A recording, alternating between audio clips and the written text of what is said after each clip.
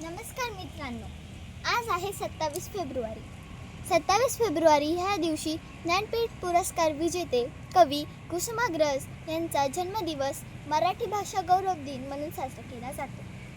आज मी कुसुमाग्रजांची एक प्रेरणादायक कविता म्हणणार आहे. कणा ही कविता आपल्याला मानवी जिद्द, संघर्ष आणि आत्मसन्मान शिकवणारी अजरामर रचना आहे, जी प्रतिकूल परिस्थितीतही पाठीच्या कणा ताठ ठेवायचा संदेश देते.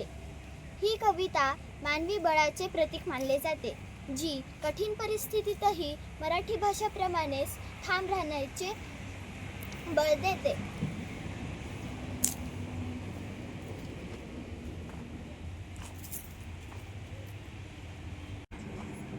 कणा.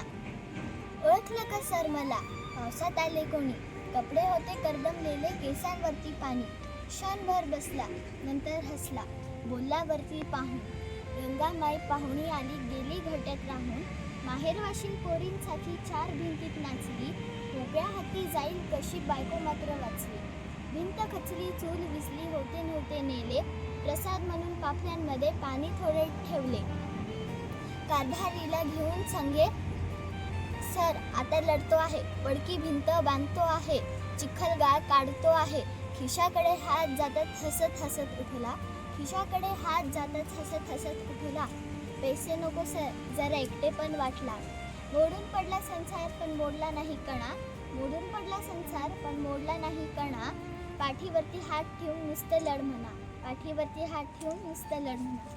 तुम्हा सगळ्यांना मराठी भाषा गौरव दिनाच्या हार्दिक शुभेच्छा. धन्यवाद.